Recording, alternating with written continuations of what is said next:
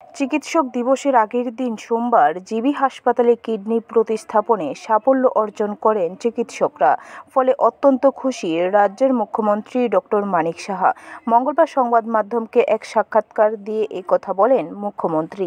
তিনি আরও জানান, আগে কথায় কথায় রোগীদের রাজ্যের বাইরে উন্নত চিকিৎসার জন্য যেতে হতো। এখন রাজ্যে কিডনি প্রতিস্থাপন থেকে শুরু করে অন্যান্য জটিল চিকিৎসা হচ্ছে। আমি তো অত্যন্ত খুশি, একের পর এক তিনটা অত্যন্ত খুশি এই কারণে আজকে ডক্টরস ডের আগের দিনে এইরকম একটা, এবং যিনি দিয়েছেন উনিও সুস্থ আছেন এবং যিনি পেয়েছেন রেসিপিয়েন্ট উনিও সুস্থ আছেন, এবং আমাদের জন্য একটা বিরাট বিষয়। এখন আমরা তো চেষ্টা করছি আরও ট্রান্সপ্লান্ট, শরীরের প্রতিটা অংশই ট্রান্সপ্লান্ট করা যায় এমন একটা অবস্থা এখন, এবং তার জন্য কিছু নিয়মাবলী আছে।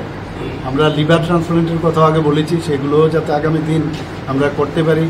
বোন ম্যারো ট্রান্সপ্লান্ট, এগুলো কথায় কথায় মানুষ বাইরে যেত, আমরা ত্রিপুরাতে চেষ্টা করছি যাতে এগুলো করা যায়। ব্যুরো রিপোর্ট, খবর ত্রিপুরা।